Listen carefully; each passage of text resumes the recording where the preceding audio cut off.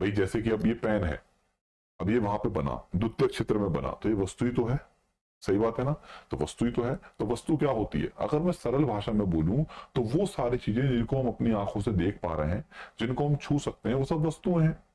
और हम अपने जीवन में अगर बात करते हैं तो दो ही चीजों का इस्तेमाल करते हैं बच्चों, एक होती है वस्तुएं और एक होती है सेवाएं, है ना। तो वस्तुएं तो प्राथमिक और द्वितीय में मिल गई, लेकिन सेवाएं तो रह गई, जो हम अपने इतने सारे जीवन में सेवाएं यूज कर रहे हैं। जैसे अगर मैं बात करूं तो एट प्रेजेंट आप जो पढ़ाई कर रहे हो, आप जो शिक्षा ले रहे हैं, ये भी तो सेवा है। क्या मैं सही बोल रहा हूँ, जल्दी बोलो, हाँ है ना। भाई ये भी तो एक सेवा है, नहीं है सेवा क्षेत्र, एजुकेशन सर्विस नहीं है ना। आप डॉक्टर को दिखाने जाते हैं, आप अस्पताल जाते हैं, स्वास्थ्य वो क्या है, स्वास्थ्य सेवाएं हो गई, हेल्थ सर्विसेज है। आप बैंक में जाते हैं, बैंक में हमारे बैंक वाले हमारे खाते खोलते हैं, क्या देते हैं, वो हमें बैंकिंग सेवा देते हैं।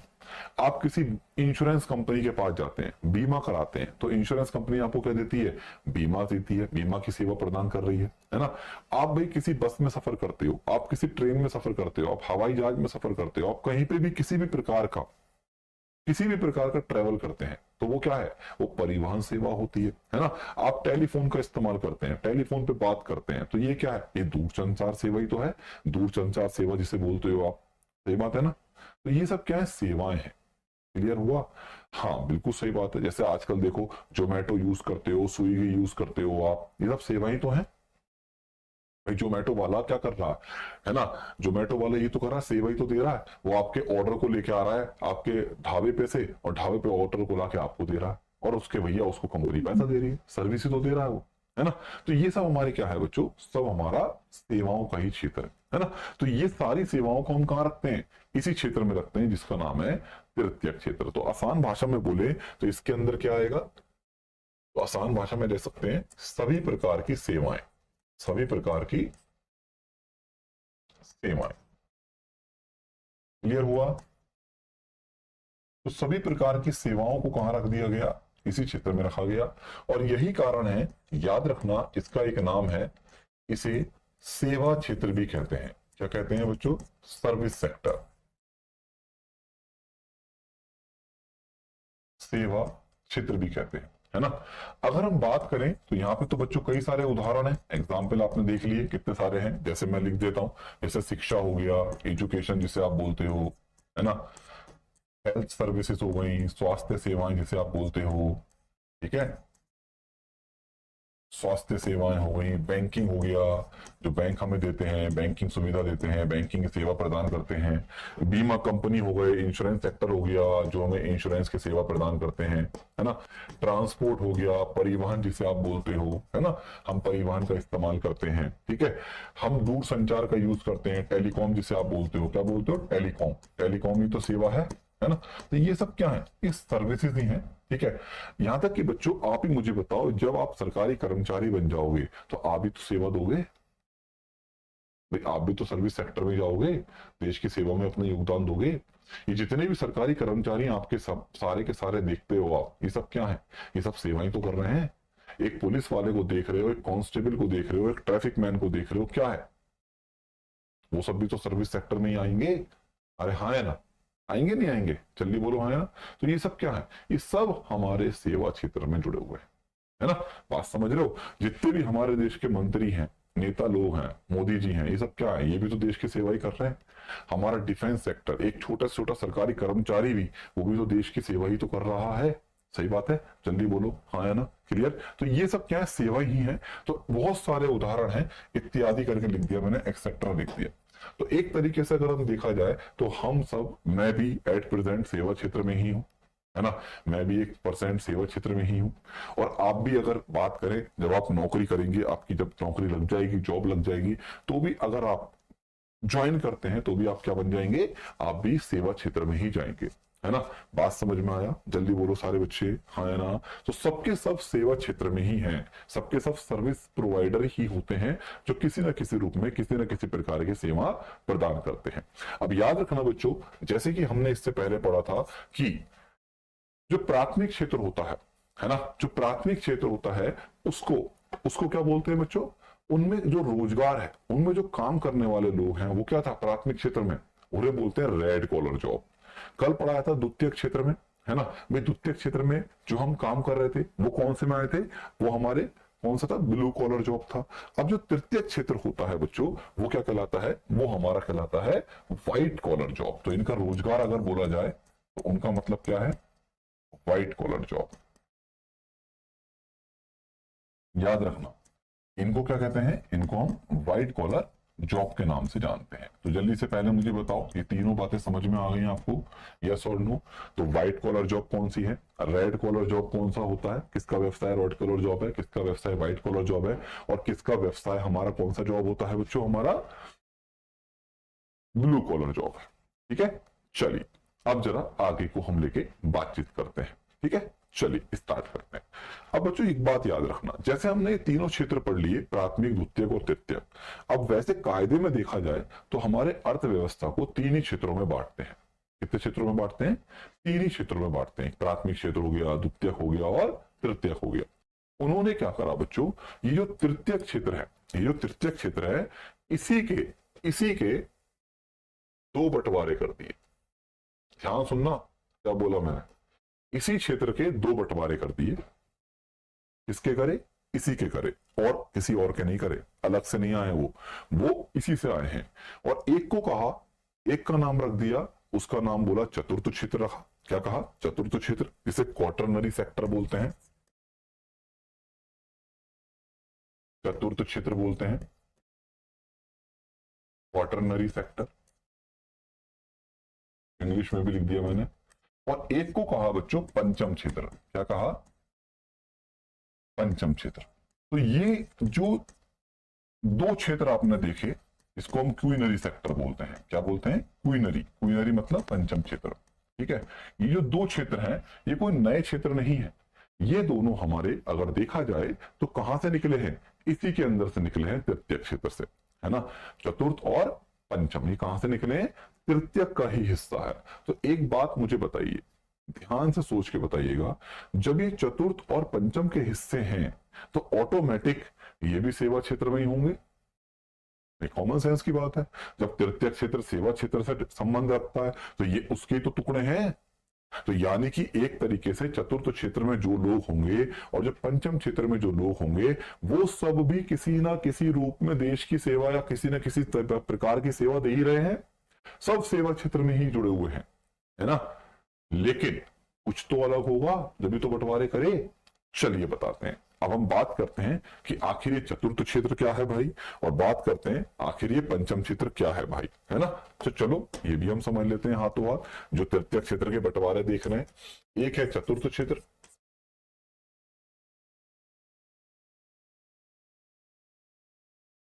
पहले चतुर्थ क्षेत्र जान लेते हैं, फिर पंचम क्षेत्र जान लेंगे। तो बच्चों याद रखना, हमारे जो अर्थशास्त्री हैं उन्होंने क्या करा, इस क्षेत्र में ऐसे लोगों को रखा है, इस क्षेत्र के अंदर ऐसे लोगों को रखा है जिन्होंने क्या कर दिया, हमारे और आपके जीवन को पूरी तरीके से बदल दिया।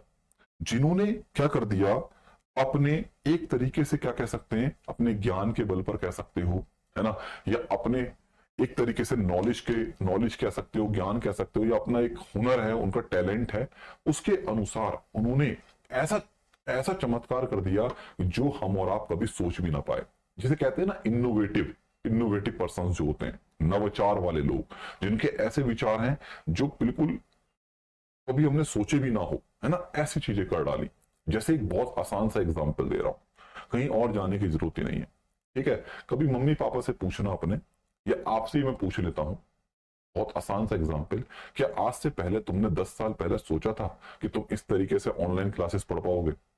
बता दो मुझे आप, कहीं और जाने की जरूरत ही नहीं है।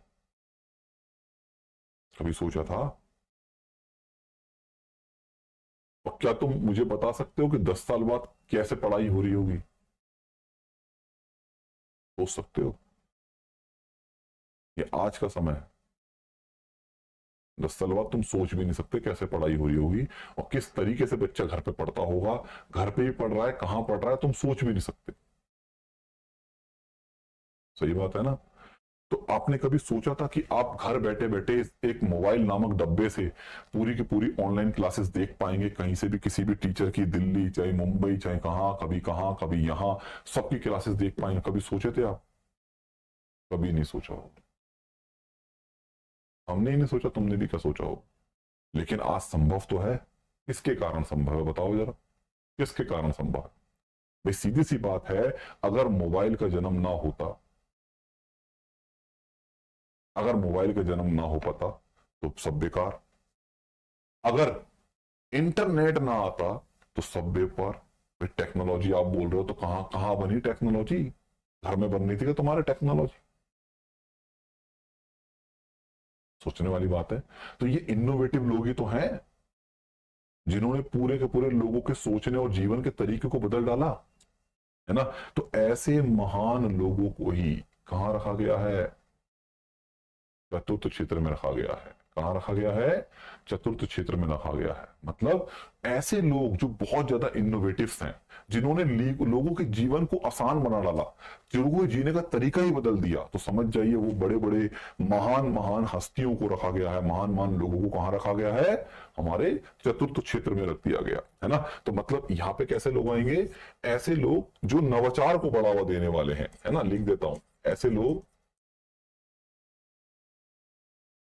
जो ये जब नवाचार कर रहे हैं तो ये ज्ञानी लोग होंगे, टैलेंटेड लोग होंगे, तो छोटे मोटे इंसान तो नहीं होंगे, है ना। बात समझ रहे हो? तो इसलिए इसी क्षेत्र को कहते हैं बच्चों, इस क्षेत्र का नाम है ज्ञान का क्षेत्र कहते हैं, नॉलेज सेक्टर कहते हैं। ये क्वेश्चन भी आ सकता है कि बताओ वो कौन सा क्षेत्र है जिसे ज्ञान का क्षेत्र कहा जाता है? क्या कहते हैं? ज्ञान का क्षेत्र, नॉलेज सेक्टर। तो कोई और नहीं है, वो चतुर्थ क्षेत्र ही है, इसे हम ज्ञान का क्षेत्र भी कहते हैं। अगर मैं इसके उदाहरण बोलूं तो बहुत ही सारे एग्जाम्पल हैं इसके। जैसे बहुत ही सरल, भाई हमारे वैज्ञानिक लोग, आप ही बताइए, वैज्ञानिक लोग नहीं है? भाई आप ही बताइए, ये जो टेक्नोलॉजी आ रही है उसमें विज्ञान का भी तो रोल है। अगर मोबाइल फोन का जन्म ही ना होता, वैज्ञानिकों ने ऐसी डिवाइस ना बनाई होती, तो कुछ संभव होता? पॉसिबल ही नहीं है ना। जैसे हमारे वैज्ञानिक, जिन्हें हम साइंटिस्ट बोलते हैं, भाई आजकल हम देख रहे हैं कि हम मंगल पे जा रहे हैं, यहां जा रहे हैं, वहां जा रहे हैं, ये मिशन लॉन्च कर दिया। तो ये सब किसकी वजह से कारण है? इन्हीं की वजह से तो है। डॉक्टर भी हो सकते हैं, बिल्कुल सही बात है, वैज्ञानिक हो गए, डॉक्टर हो गए, है ना। अब देखो चिकित्सा के क्षेत्र में इन्होंने कितना बदलाव कर दिया। पहले आपने देखा हो तो पहले जब ऑपरेशन वगैरह होते थे, पहले जब ऑपरेशन वगैरह होते थे तो कितने टांके आते थे, चीर फाड़ होता था, ये होता था, वो होता था। अब कुछ होता है? अब तो केवल दूरबीन से ऑपरेशन हो जाता है। हालत ये हो गया है, हालत ये हो गया है कि मरीज को खुद नहीं पता चलता कि उसका ऑपरेशन भी हो गया है। ये हालत हो गई। जब होश में आता है तो बोलता है मरीज, भैया कब होगा मेरा ऑपरेशन? तो घर वाले बोल रहे हैं अरे भैया हो गया, अभी आया है तू निकल के, हो गया, पता भी नहीं चला। और ने पेट उठा के देखा तो टांका भी ना आया, दूरबीन से हो गया। भाई सब खेल खत्म, सब टेक्नोलॉजी का खेल है ना। तो मतलब ऐसे लोग जो काफी ज्यादा इनोवेटेड हैं, तो वो कहां रखे हैं? वो हमारे चतुर्थ क्षेत्र में रखे हैं। जैसे डॉक्टर हो गए, रिसर्च हो गए, वैज्ञानिक करने वाले हो गए, रिसर्च एंड डेवलपमेंट वाली टीम हो गई, है ना। तो वो सब हमारे कहां रखे गए? जैसे सॉफ्टवेयर इंजीनियर हो गए, है ना। भाई अगर आप ही बताओ, अगर इस सॉफ्टवेयर इंजीनियर सॉफ्टवेयर ना बनाते तो तुम कुछ कर पा रहे होते आज मोबाइल में? बस वही खेल खेलते रहते। कौन सा? सांप वाला। सांप से आगे गाड़ी बढ़ती तुम्हारी। भाई मोबाइल किससे चलता है? सॉफ्टवेयर से चलता है। लैपटॉप किससे चलता है? सॉफ्टवेयर से चलता है। कंप्यूटर किससे चलता है? सॉफ्टवेयर चलता है। सारा खेल सॉफ्टवेयर का ही तो है। और सॉफ्टवेयर ना बनाता कोई तो खेल खत्म। अरे हाँ है ना। इसके बिना तो कुछ हो ही नहीं सकता। ये जितनी भी बड़ी बड़ी आप आईटी सेक्टर देखते हो, आईटी कंपनी देखते हो, अरे हाँ है ना, देखते हो ना आईटी कंपनी। कहते नहीं है मेरा भैया आईटी कंपनी में काम करता है, मेरे मेरे दोस्त आईटी कंपनी में है। तो आईटी कंपनी वाला क्या करता है? ये क्या करता है वहां पे जाके? क्या झाड़ू पोछा लगाता है? अरे भाई वहां पे जाके ये तो करता है, और क्या करता है? सॉफ्टवेयर बनाता है, इंजीनियर है। कहते नहीं है इंजीनियर है। ये सब कहाँ पे आएंगे? सब इसी में आएंगे। कौन से इसमें आएंगे? चतुर्थ क्षेत्र में आएंगे। तो भाई इन्हीं सबकी तो देन है, जिसने क्या करा? जिसने हमारे जीवन को बहुत ज्यादा सरल और आसान बना दिया। सही बात है, जल्दी बोलो हाँ है ना। तो ये ऐसे लोग हैं जो काफी इनोवेटिव लोग हैं, जिनके प्रयासों के कारण आज हमारा जीवन इतना आसान और सरल हो चुका है। अगर ये ना होते तो पता नहीं कौन से जमाने में जी, कौन क्या होता, कुछ नहीं होता, वहीं जी रहे होते पहले की तरह, पहले की तरह जी रहे होते। वही डाक का इस्तेमाल कर रहे होते, लिख रहे होते चिट्ठियां, बस वही कर रहे होते। अरे हाँ है ना, बात समझ में आ गया। चलिए, हाँ जी, आओ। अब आता है पंचम क्षेत्र।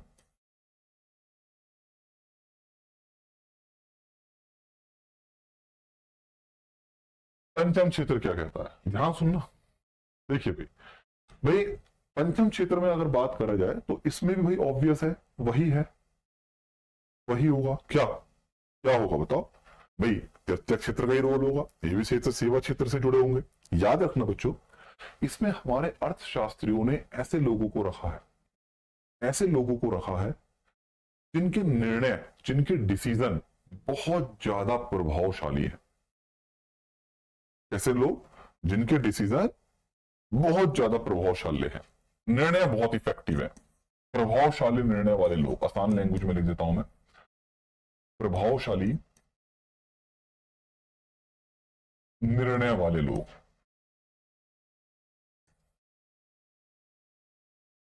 प्रभावशाली निर्णय का मतलब होता है इफेक्टिव डिसीजन, है ना।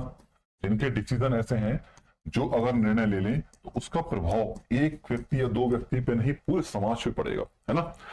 अब बच्चों आप ही बताइए, जैसे आप अपने घर के बड़े बड़े मान लो लड़के हैं लड़की हैं कोई, या बड़े हैं आप घर में अपने, है ना। तो आप बताओ, अगर आप अपने घर में कोई निर्णय लोगे तो उसका प्रभाव आपके घर पे ही तो पड़ेगा, केवल मेरे घर पे तो पड़ेगा नहीं, ना पड़ोसी घर पे पड़ेगा। सही बात है ना। तो आपका निर्णय ज्यादा प्रभावशाली तो होगा नहीं, क्योंकि आप तो एक नॉर्मली वहीं तक बाउंड है। भाई आपके पापा ने एक निर्णय लिया कि कल से रात को 8 बजे सब एक साथ बैठ के खाना खाएंगे, तो उसका असर क्या पड़ोसी पड़ने वाला है? मेरे ऊपर पड़ेगा क्या, तुम्हारे दूसरे पड़ोसी पड़ेगा, तुम्हारे रिश्तेदारों पड़ेगा? कोई नहीं पड़ेगा, कुछ किसी के ऊपर नहीं पड़ेगा। लेकिन यही निर्णय या इसी प्रकार का कोई बहुत बड़ा निर्णय कोई ऐसा व्यक्ति ले जो कि एक ऐसा हो जिसका ऊपर सबका, मतलब एक तरीके से उसका निर्णय सबके लिए लागू हो जाए, हमारे तुम्हारे जीवन पे पड़ जाए। जैसे मान लीजिए फॉर एग्जाम्पल, आपके शहर के डीएम साहब बोले कि कल से ये रास्ता बंद रहेगा। बताओ, कल से इस रास्ते पे कोई ऑटो गाड़ी वाड़ी बाइक साइक कुछ नहीं चलेगी, ये सब बंद रहेगा। अब बताओ मुझे, क्या इसका असर तुम्हारे जीवन पे नहीं पड़ेगा, मेरे जीवन पे नहीं पड़ेगा, या वहां पे रहने वाले लोगों के जीवन पे नहीं पड़ेगा? पड़ेगा नहीं पड़ेगा? डीएम साहब का ऑर्डर है, पड़ेगा। अब जो भी वहां से गुजरेगा बोल देंगे भैया रास्ता बंद है, यहां से मत जाइए, अलाउड नहीं है, दूसरे रास्ते से जाइए। सही बात है ना। तो पड़ा नहीं पड़ा, तो डीएम साहब को छोटा मोटा व्यक्ति तो है नहीं, अधिकारी है, आईएएस अधिकारी साहब है भाई, है ना। सही बात है। तो यानी कि एक ऐसा व्यक्ति जिसके निर्णय ऐसे हैं जो सबके ऊपर प्रभाव डाल रहे हैं।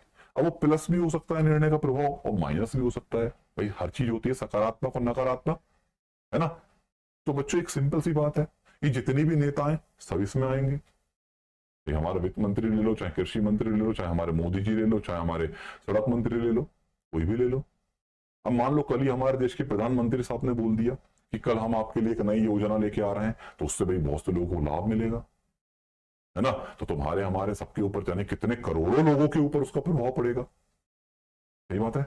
आरबीआई के गवर्नर, अब आरबीआई के गवर्नर ने बोल दिया कि कल से ब्याज जो है सस्ता करा जा रहा है, बैंक अब सस्ता लोन बांटेगा, ये कितने लोगों के ऊपर जीवन पे फर्क पड़ेगा। सही बात है ना। तो मतलब समझ रहे हैं, ये सब क्या है, ये सब बड़े बड़े लोग हैं, नेता लोग हो गए, है ना, अधिकारी लोग हो गए। सही बात है। जैसे मतलब ऐसे सारे लोग जिनके निर्णय क्या करते हैं, सभी मतलब बहुत से लोगों पर अपना प्रभाव डाल दें, तो वो सब कहां पे आएंगे, वो सब हमारे पंचम क्षेत्र में आएंगे, है ना।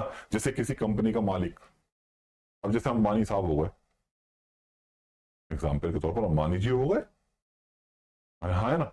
अगर मान लो कल ही अंबानी जी अनाउंसमेंट कर दें कि चलिए भाई हम जियो में ला रहे हैं अपने युवाओं के लिए 10,000 नई भर्तियां, लोगों में खुशी की लहर। अरे जो लोग बेरोजगार हैं, जिनको नौकरी नहीं मिल पा रही, सरकारी नौकरी नहीं ले पा रहे, घर में परेशानी है, तो एक आशा तो दिखी, उम्मीद तो दिखी, कहीं तो नौकरी मिलेगी। और कल को बच्चों यही अंबानी जी बोल दिए कि हम निकाल रहे हैं अपनी कंपनी से 2,000 लोगों को कंपनी से बाहर, सबके जीवन पर फर्क पड़ेगा। हो सकता है हमारे घर में, तुम्हारे घर में कोई बैठा हो जो उस कंपनी में काम कर रहा हो, कहीं नौकरी बेटा, दूसरी जगह देखो, खेल खत्म, पड़ा नहीं पड़ा। तो मतलब दोनों तरीके के प्रभाव हैं, प्लस भी और माइनस भी। मतलब एक ऐसे व्यक्ति जिनका निर्णय समस्त जनता पे पड़े, हमारे ऊपर आपके ऊपर पड़े, तो वही ऐसे मजबूत निर्णय वाले लोगों को कहां करा है, हमारे पंचम क्षेत्र में रख दिया जाता है। कहां रख देते हैं बच्चों, पंचम क्षेत्र में रख दिया जाता है। क्लियर है, सारे बच्चे बोलो हाँ है ना। अगर उदाहरण के तौर पर बोले, जैसे एग्जाम्पल हमारे सारे मंत्री, प्रधानमंत्री साहब हो गए, पीएम साहब हो गए, राष्ट्रपति साहब हो गए, है ना। अभी अब सब बड़े बड़े ही तो है, पद वाले, ऊंचे ऊंचे पद वाले व्यक्ति हैं। देखो आरबीआई का गवर्नर हो गया, है ना। अब आपके पीएम साहब हो गए, है ना, जो हमारे मुख्यमंत्री साहब होते हैं, सीएम साहब हो गए, आईएएस अधिकारी साहब हो गए, जज साहब हो गए, अरे कितने भरे पड़े हैं, इत्यादि बहुत सारे हैं। बस सिंपल सी बात है, आप देख लेना, जिनके निर्णय हमारे और आपके जीवन पे प्रभाव डाल दें तो खत्म, कहा समझ लो कहां पे आएंगे, सब इसमें आएंगे, सब बड़े बड़े पद वाले लोग हैं। क्लियर है, बात समझ में आया, यस और नो।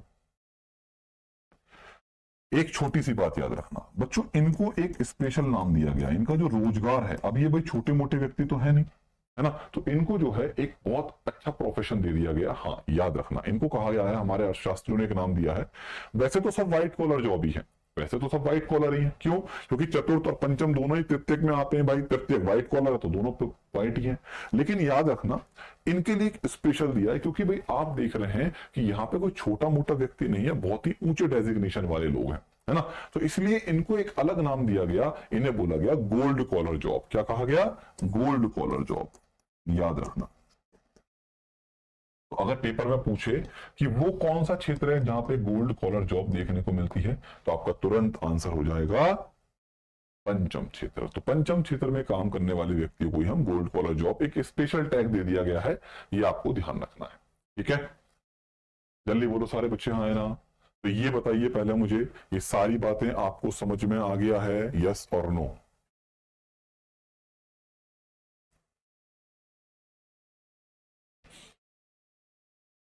क्लियर है?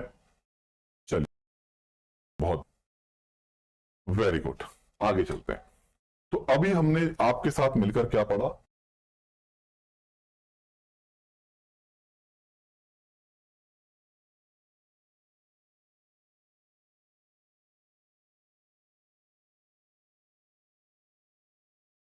अर्थव्यवस्था के प्रकार। देखिए भाई, अगर मैं अर्थव्यवस्था के प्रकारों को लेकर बात करूं, तो अलग अलग प्रकार से हम क्या करते हैं, अर्थव्यवस्थाओं को अलग अलग टुकड़ों में बांटते हैं, है ना। जैसे अगर हम बातचीत करें, बिल्कुल सरल भाषा में बोले, तो एक तो होता है बच्चों अर्थव्यवस्था को, प्रकारों को पढ़ने का तरीका। जरा देख लेते हैं कैसे पढ़ते हैं। इन्हें हम तीन प्रकार से पढ़ते हैं बच्चों। कैसे पढ़ेंगे, जरा समझने का प्रयास कीजिएगा। इनको हम तीन प्रकार से पढ़ेंगे। एक होता है विकास के आधार पर। किसके आधार पर?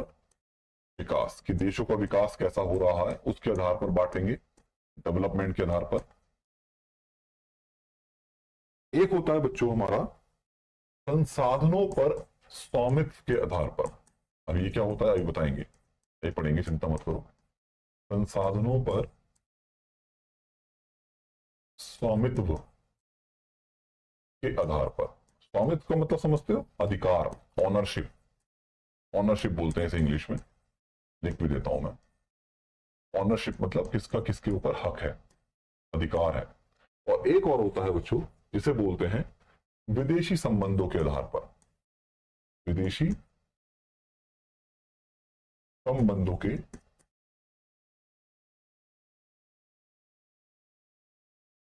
आधार पर। ठीक है, तीन प्रकार से हम इसे बांटते हैं। अब कैसे कैसे होगा, चलिए आइए देखते हैं। भाई अगर हम बात करें विकास के आधार पर, तो बच्चों याद रखना, विकास के आधार पर हम देखते हैं तो अर्थव्यवस्थाओं को मोटे तौर पर तीन टुकड़ों में बांटा जाता है। कैसे कैसे?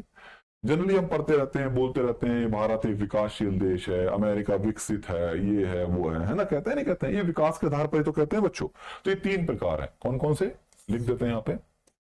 विकासशील अर्थव्यवस्था या विकासशील देश कह सकते हो, डेवलप्ड कंट्री जिसे बोलते हो, और डेवलपिंग बोलते हो जिसे आप, विकासशील देश यानी कि डेवलपिंग नेशन। डेवलपिंग जैसे हमारा भारत, अभी पढ़ेंगे सबको एक एक करके पढ़ेंगे, चिंता मत करो।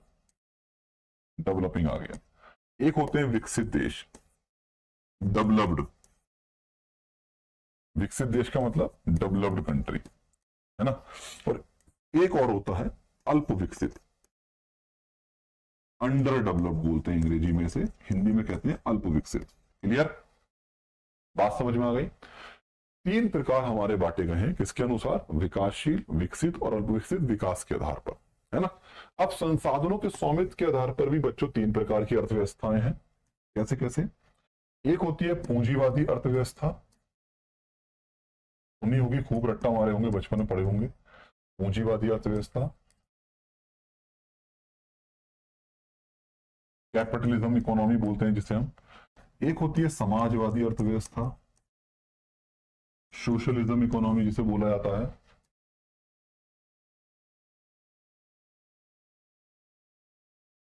और एक और होती है बच्चों मिश्रित अर्थव्यवस्था, पूंजीवादी, समाजवादी और कौन सी बच्चों? मिश्रित, मिक्स्ड इकोनॉमी। मिक्स्ड इकोनॉमी कहते हैं इसे अंग्रेजी में, है ना। क्लियर, ये सुने नहीं सुने, जल्दी बोलो, है ना। पूंजीवादी, समाजवादी, मिक्स इकोनॉमी, है ना। तीन प्रकार पे हो गए, तो छह प्रकार हो गए। ठीक है। हाँ बेटा, मेरे हाथ डबल डबल हैं, दो दो भाषाओं में लिखूंगा मैं, या तो हिंदी में लिखवा लो या मुझसे इंग्लिश में लिखवा लो भाई, एक ही जगह तो चलेगा। या फिर तुम्हें ये बताओ क्या चाहते हो, मैं लिखते रहा हूं बस? जो मैं मुंह से बोल रहा हूं वो तुम भी लिख सकते हो ना बेटा, अपने हाथों से। अपने हाथों से खुद भी लिख सकते हो शायद, इतनी तो अकल है अब तुम में, इतने बड़े तो हो गए हो आप। अगर मैं अंग्रेजी में लिखूंगा तो बोलेंगे हिंदी में लिखो, हिंदी में लिखूंगा तो अंग्रेजी में। एक काम करो, यही करते रहते हैं क्लास में, पढ़ाई लिखाई छोड़ो, हिंदी अंग्रेजी का डिक्टेशन लिखते हैं, है ना बेटा। पढ़ाई लिखाई क्या करके करेंगे? पढ़ने थोड़ी आए यहाँ पे, निबंध लिखने आए। आइए, विदेशी संबंधों के आधार पर अगर बातचीत करा जाए तो संबंधों का मतलब अंतरराष्ट्रीय व्यापार वगैरह जो आप करते हैं, तो उसमें होते हैं दो प्रकार के, खुली और बंद, है ना। खुली और बंद अर्थव्यवस्था, ओपन एंड क्लोज। खुली अर्थव्यवस्था यानी कि खुली, ओपन हो गया, और बंद का मतलब आसान भाषा में हो गया क्लोज्ड इकोनॉमी, है ना। तो मोटे तौर पर ये सब हैं जो हमें पढ़ने हैं। अब जो हम स्टार्ट करेंगे, हम सबको लेकर बातचीत करना शुरू करेंगे। पूंजीवादी क्या है, समाजवादी क्या है, खुली क्या है, बंद क्या है, विकासशील क्या है, विकसित क्या है, सब हमें पढ़ना है। सही बात है। चल स्टार्ट करते हैं, कहानी को शुरू करते हैं। करें स्टार्ट, जल्दी बोलो हाँ है ना। स्टार्ट किया जाए एक एक करके। चलो, तो पहले खेल खत्म करेंगे किसका? विकास के आधार पर, कि आखिर विकास के आधार पर क्या सिस्टम है, कैसे कैसे इनके तीन टुकड़े हैं। देखिए भाई, विकास के आधार पर अगर बात करें तो हमारे देशों को तीन टुकड़ों में बांट दिया, है ना। एक पूंजीवादी, वो एक विकसित, एक विकासशील, और एक हमारा क्या? अल्प विकसित। ठीक है। चलिए एक एक करके तीनों का पोस्टमार्टम कर देते हैं, तीनों के तीन टुकड़े कर देते हैं। यहां लिख देता हूं मैं, बेस्ड ऑन डेवलपमेंट लॉ लिख दिया अंग्रेजी में। तीनों का पोस्टमार्टम कर देते हैं, तीनों के तीन टुकड़े कर देते हैं। यहां लिख देता हूं मैं, बेस्ड ऑन डेवलपमेंट लॉ लिख दिया अंग्रेजी में, या विकास के आधार पर, जैसा मन करे लिख लो। बता तो चुका ही हूं मैं आपको, बता तो चुका ही हूं कैसे पढ़ रहे हैं, विकास के आधार पर पढ़ रहे हैं, है ना। अब जरा ऐसे करके तीनों का पोस्टमार्टम अभी हाथों हाथ करो, उनका खेल खत्म कर देते हैं यहीं पर। आइए, पहला क्या था? पहला ले लेते हैं विकसित देश। विकसित देश क्यों ले रहे हैं? समझने में आसानी हो जाएगी, लेने को तो कुछ भी ले लो। Developed country. अच्छा बच्चों, एक बात देखो, यहां पे आप गौर कर रहे हो, इसका नाम क्या है? विकसित, डेवलप्ड, है ना। मतलब क्या हुआ? ऐसा देश जहां विकास की प्रक्रिया पूरी हो गई है, ये तो हो गया मतलब। अरे हाँ है ना। ऐसा देश जहां पे विकास की प्रक्रिया पूरी हो गई, विकास खत्म, विकास जितना होना तो हो गया, तो वो डेवलप्ड हो गया। सही बात है ना। तो मतलब क्या हुआ? ऐसे देश जहां विकास की प्रक्रिया, जो विकास का प्रोसेस ऑफ डेवलपमेंट है, वो क्या हो गया? खत्म हो गया, रुक गया है ना। तो विकास का प्रोसेस क्या हो गया? डेवलपमेंट का प्रोसेस क्या हो गया? फिनिश, खत्म, है ना। प्रोसेस रुक गया है, विकास का जो प्रक्रिया है या प्रोसेस है वो क्या हो गया है? समाप्त हो गया है, जहां विकास की प्रक्रिया पूरी हो गई है। पहली बात। अब बच्चों सीधी सी बात है, जब विकास की प्रक्रिया कंप्लीट हो गई है, पूरी हो गई, तो इसका मतलब क्या है? इसका मतलब ये हुआ कि वहां पे भैया जो भी उनके पास संसाधन थे उनका उन्होंने सही से इस्तेमाल कर लिया, चाहे वो नेचुरल थे चाहे वो मानव ने बनाए, सब अच्छे से इस्तेमाल कर लिए, जब भी तो प्रक्रिया समाप्त हो गई, है ना। अब इसका मतलब क्या है? जब बच्चों अच्छे से उन्होंने उनका यूटिलाइज कर लिया, तो सीधी सी बात है वहां पे लोगों का जीवन स्तर भी ऊंचा होगा, है ना। तो वहां पे भैया अगर बात करें, आपने एक नाम सुना होगा, वैसे हम आगे पढ़ेंगे, अब कुछ नाम बच्चों ऐसे आएंगे जो हम आगे पढ़ेंगे, अब पूछना मत ये क्या होता है वो क्या होता है, अभी सुनते रहना। एक नाम सुनते रहते हैं हम करंट अफेयर्स में, जीडीपी सुने हो ना, सकल घरेलू उत्पाद, जीडीपी। तो ऐसे देशों का जीडीपी अधिक देखने को मिलेगा। एक नाम सुना होगा आपने, प्रति व्यक्ति आय, पर कैपिटा इनकम, एक व्यक्ति की आय ऑन एन एवरेज जो हमारे देश में एक व्यक्ति कमाता है, वो भी अच्छी देखने को मिलेगी, है ना। गरीबी कम देखने को मिलेगी, बेरोजगारी बहुत कम देखने को मिलेगी, है ना। लोगों का जीवन स्तर अच्छा देखने को मिलेगा, अच्छा जीवन स्तर देखने को मिलेगा, मतलब सब चीज बढ़िया बढ़िया होगी। अच्छा जीवन स्तर, अच्छा जीडीपी, लोगों की आय अच्छी होगी, है ना, सब कुछ बढ़िया होगा। तो समझ जाओ वो क्या है, वही है हमारा विकसित देश। क्लियर? तो मतलब आसान भाषा में कह देते हैं, यहाँ पे हमारा हाई जीडीपी होगा, उच्च जीडीपी जिसे आप बोलते हो, है ना। उच्च प्रति व्यक्ति आय होगी, प्रति व्यक्ति आय,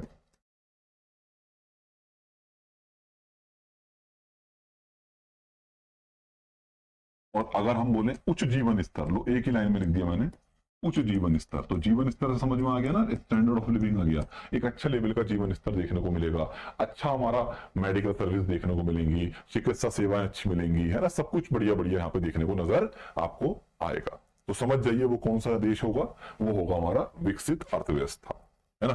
अगर एग्जाम्पल देखें तो बहुत सारे, जैसे यूएसए, हाँ पढ़ते भी हो, कहते नहीं है कि विकसित देश हो गए, यूएसए हो गया, जापान हो गया, जर्मनी हो गया, है ना, फ्रांस हो गया, ये सब विकसित देश हो गए, है ना। सब में बहुत सारे हैं।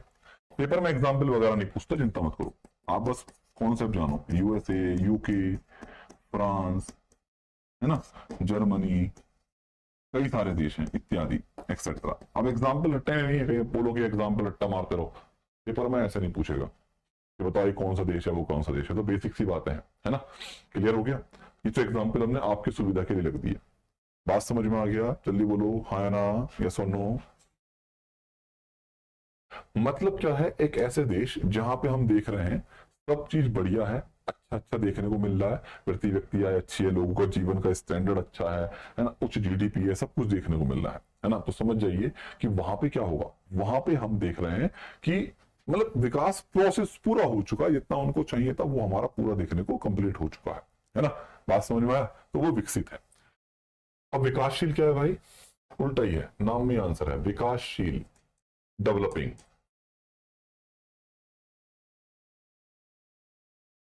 डेवलपिंग नाम में आंसर है। जहां अभी विकास की प्रक्रिया चल रही है, वर्क ऑन प्रोग्रेस लिखा होता है ना, कार्य प्रगति पर है, ये वही वाला देश है अपना, ये यहीं पे आएंगे। जहां अभी विकास की प्रक्रिया चल रही है, जहां अभी विकास की प्रक्रिया चल रही है ना, मतलब अभी विकास की प्रक्रिया समाप्त नहीं हुई, विकास की प्रक्रिया समाप्त नहीं हुई है, प्रोसेस चल रहा है।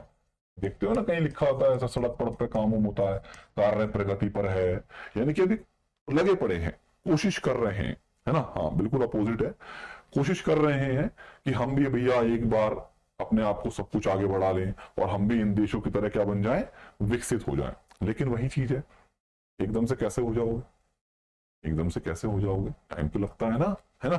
मतलब यहाँ पे अभी हमने सारे संसाधनों को सही से इस्तेमाल नहीं करा, यहाँ पे हमने सारे संसाधनों का इस्तेमाल नहीं करा। क्लियर हो गया? बात समझ में आ गया?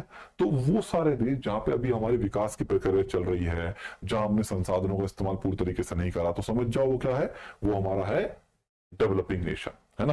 और यहाँ पे अगर जीडीपी वगैरह देखें तो ज्यादा उच्च तो होगी नहीं, यहाँ पे गरीबी भी होगी, है ना, लो जीडीपी होगा, जीडीपी भी कम देखने को मिलेगा, लो इनकम मिलेगी, लोगों की आय कम मिलेगी, है ना, आय भी कम देखने को मिलेगी, है ना। निम्न जीवन स्तर होगा ज्यादा, अब उन देशों की तरह तो नहीं होगा उच्च जीवन स्तर, है ना, मीडियम जीवन स्तर कह सकते हो, निम्न जीवन स्तर होगा। अब निम्न का मतलब ये मत समझे ना बहुत ज्यादा निम्न हो गया, गरीबी देखने को मिलेगी, बेरोजगारी देखने को मिलेगी, जो हमारे भारत में देखते हो यार वही सब है, वो सब इसमें तो आएगा, क्योंकि क्योंकि इंडिया अभी स्टेटस क्या है, ये सब हमारा ई पे देखने को मिलता है।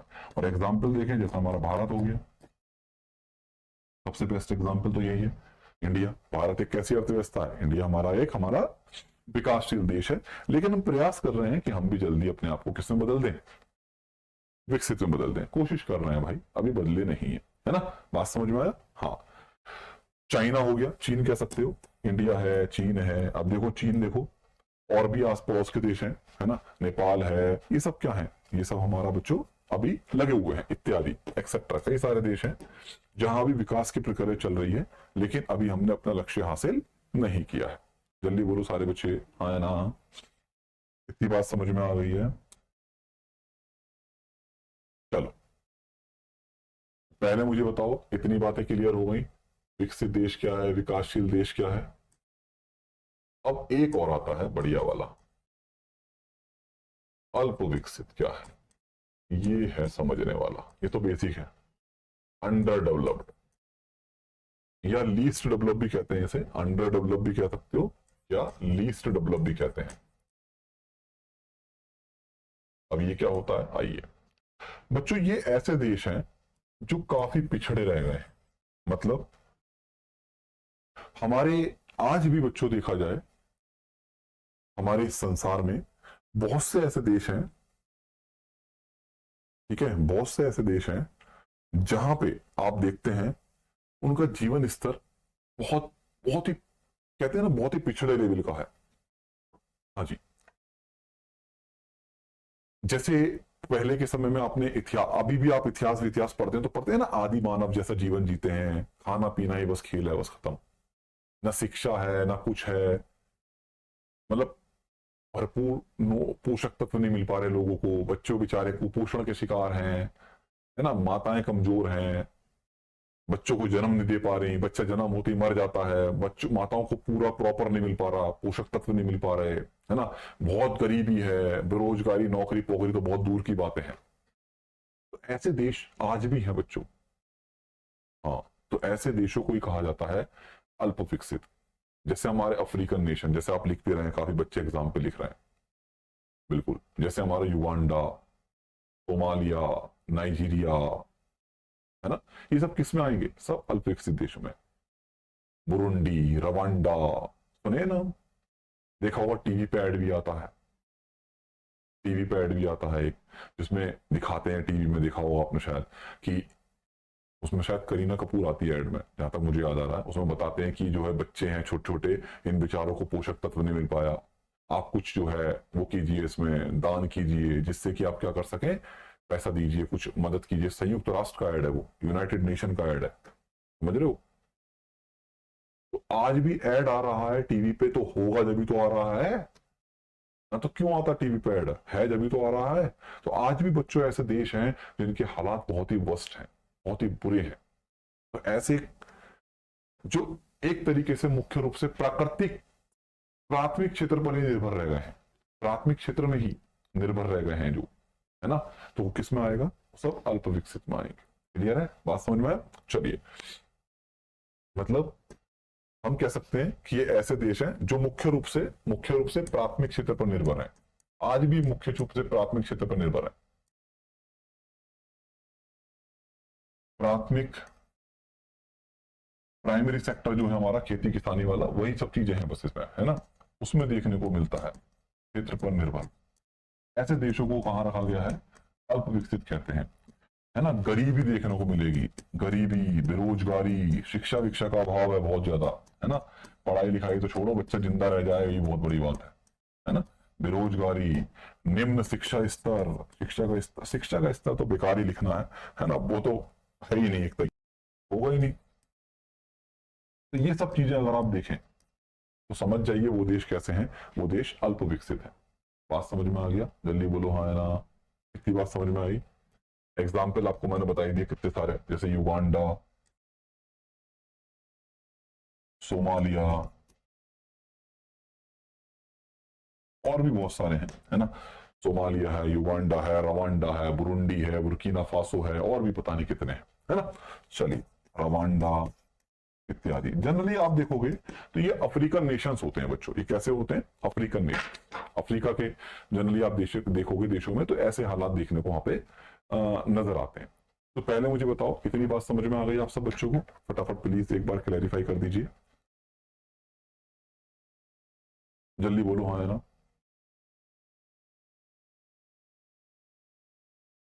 चलिए, चलिए बहुत बढ़िया, आ जाइए। अब बच्चे कुछ कह रहे थे, अभी मैंने देखा कि सर क्लास के नोट्स नहीं मिले थे। बच्चों कल वाली पीडीएफ नहीं मिली थी आपको? जो मैं कल पीडीएफ भेजा था उसमें ये पेपर नहीं मिला था तुम्हें? जो आप बोल रहे थे कंप्यूटर वाला पेपर नहीं मिला, कंप्यूटर वाली पीडीएफ नहीं मिली, मिला था ना? तो बच्चों मैं भेज देता हूँ, जितना पढ़ाता हूँ उतना भेजता हूँ। अगर आप ध्यान दोगे तो जो पीडीएफ मिलती है आपको, अरे कल पीडीएफ मिली थी, इसके भी 3 है ना? अभी देखो बहुत सरल हो जाएगा, ये बहुत ही इजी वे में समझा देंगे इसको, 1 मिनट में समझ में आ जाएगा। क्या क्या नाम था बच्चों जल्दी बताओ? एक का नाम था पूंजीवादी, है ना? कैपिटलिज्म इकोनॉमी, इंग्लिश में कहते हैं कैपिटलिज्म इकोनॉमी, या हिंदी में कहते हैं पूंजीवादी अर्थव्यवस्था। और एक का नाम था बच्चों क्या, जल्दी बोलो? समाजवादी, सोशलिज्म,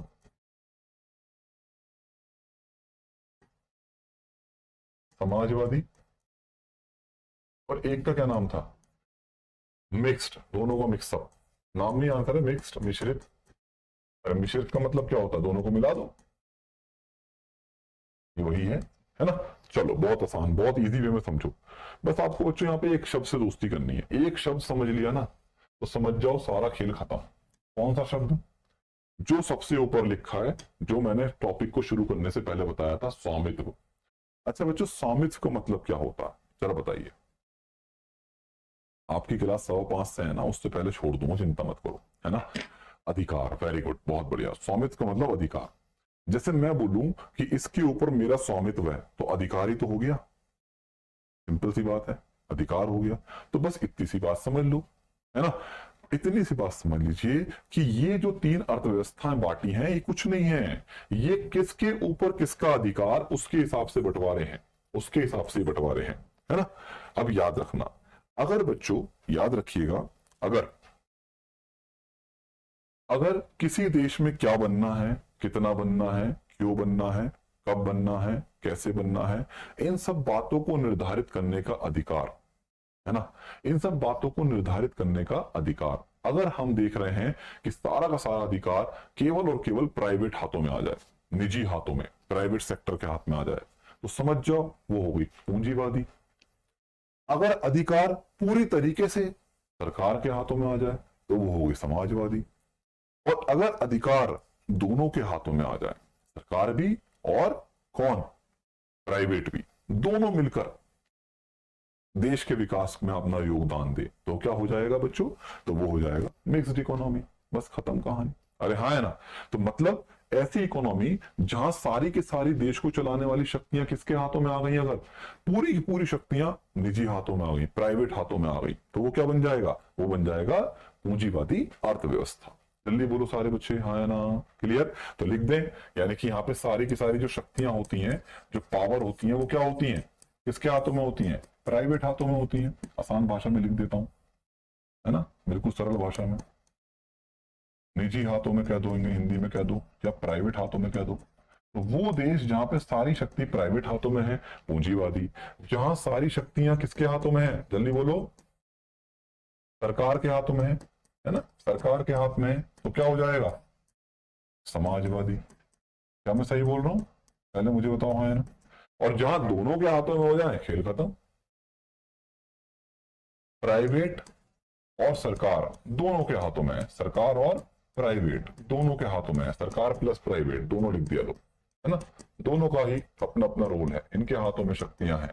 तो समझ जाइए क्या होगा? मिश्रित अर्थव्यवस्था। वो क्या हो जाएगा? मिश्रित अर्थव्यवस्था, है ना? अब आप ही मुझे बताओ बच्चों, कॉमन सेंस लगाओ। अगर मान लो आप, अच्छा बच्चों एक बात सोचो, खुद दिमाग लगाना, ऐसा सोचो, ऐसा इमेजिन करो कि मान लो आप कहीं ऐसी जगह चले गए जहां आप देख रहे हैं कि सब कुछ प्राइवेट हाथों में है। तो बच्चों आप ही मुझे बताओ उसका उद्देश्य क्या हुआ? वो क्या चाहेगा भाई? आप देखते होंगे जो भी प्राइवेट हमारा संस्थाएं होती हैं, प्राइवेट बैंक देख लो, चाहे वो कुछ भी देख लीजिए, प्राइवेट नौकरी देख लो, प्राइवेट बिजनेस देख लो, कुछ भी, वो तो भाई लाभ ही चाहता है ना? तो मतलब अगर सीधी सी बात है, अगर सारी शक्ति प्राइवेट हाथों में आ गई तो वो तो बस एक ही चीज चाहेगा कि ज्यादा से ज्यादा लाभ करो, ज्यादा से ज्यादा पैसा कमाओ, ज्यादा से ज्यादा लाभ करो, है ना? भाई उसका सिर्फ एक ही खेल है, उसे सिर्फ अपने काम से मतलब है, उसे अपने लाभ से मतलब है। भला लोगों का हो ना हो बात की बात है। जैसे प्राइवेट स्कूल देख लो, अरे हाँ है ना, प्राइवेट कॉलेज देख लो, बच्चा पढ़ेगा ना पढ़ेगा बात की बात है, पहले फीस जमा करो, आओ इधर। फीस देख लो कितनी महंगी महंगी होती है, अरे हाँ है ना? तो मतलब क्या है, वो भैया सीधी सी बात है, वो कमाने आए हैं, कॉमन सेंस की बात है ना। अगर बच्चों मान लो मैं और आप ही अगर सोचें कि चलो भाई हम अपना मिलके स्कूल खोलेंगे, तो भाई सबसे पहला उद्देश्य तो यही होगा ना, हमें पैसा छापना है, हमें बिजनेस करना है। पर तो अपने आप ही लेगा ऑटोमेटिक, जब पैसा देगा तो, कॉमन सेंस की बात। पर तो अपने आप लेगा। अब पढ़ रहे हैं, तुम्हारा बच्चा क्या नया पढ़ रहा, मुद्दे की बात मनी बाबा आना चाहिए, पैसा आना चाहिए। अब मान लो तुमने स्कूल खोला और तुम्हारा स्कूल जो है लाभ में नहीं आ रहा, तो क्या करोगे तुम? क्या करोगे तुम? शिक्षा दे दोगे फ्री में, बांट दोगे, फ्री पढ़ा दोगे बच्चों को, लिख के ले लो, बंद हो जाएगा। क्यों बंद हो गए? क्योंकि प्रॉफिट नहीं हो पाया भैया। या अगर तुम इतनी शिक्षा देने वाले बन रहे थे तो फ्री में पढ़ाते बच्चों को, कॉमन सेंस की बात है, फ्री में पढ़ाते, क्यों बंद कर दिए? है ना? आया समझ में? तो मुद्दे की बात है पैसा। तो ये प्राइवेट हाथों का खेल है भैया, याद रखिएगा। प्राइवेट हाथों का खेल है कि ये सिर्फ और सिर्फ पैसे के लिए काम करते हैं। किसके लिए? लाभ जनित अर्थव्यवस्था। यहां सारी शक्ति प्राइवेट हाथों में है और उनका काम क्या होता है? इनका काम होता है ज्यादा से ज्यादा लाभ कमाना। इसलिए इनको क्या बोलते हैं? लाभ जनित अर्थव्यवस्था, प्रॉफिट ओरिएंटेड इकोनॉमी। आता है पेपर में क्वेश्चन ऐसी, वो कौन सी अर्थव्यवस्था है जिसका मुख्य उद्देश्य लाभ कमाना है?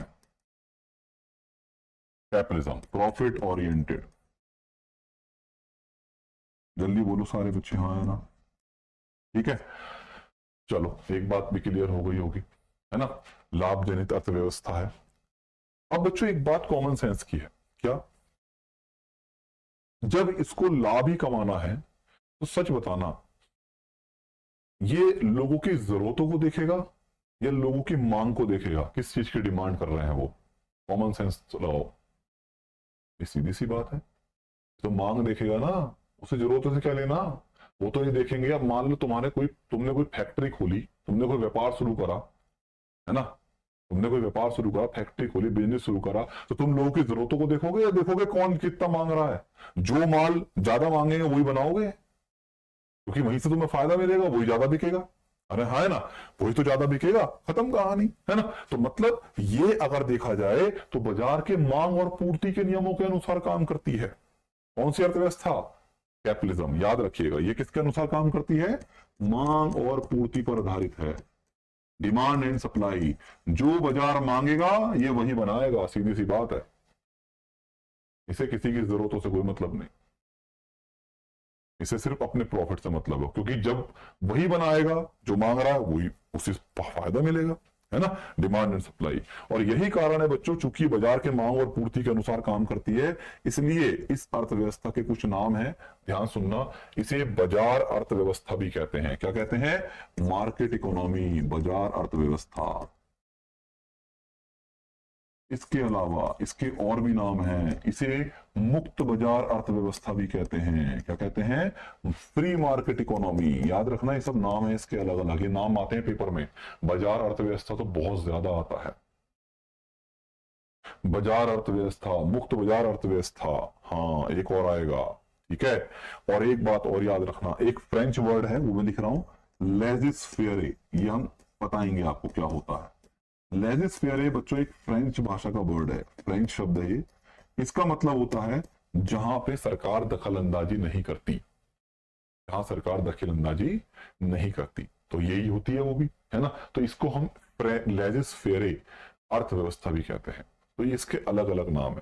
पेपर में मार्केट इकोनॉमी कह दे, बाजार अर्थव्यवस्था कह दे, मुक्त बाजार कह दे, फ्री मार्केट कह दे, लेजिस फेयर कह दे, पूंजीवादी कह दे, सबका मतलब एक, खेल खत्म। क्लियर है? जल्दी बोलो सारे बच्चे, हाँ या ना? इतनी बात समझ में आ गई? क्या क्या इसके फीचर हैं? जो आज इतना ही रहने दो,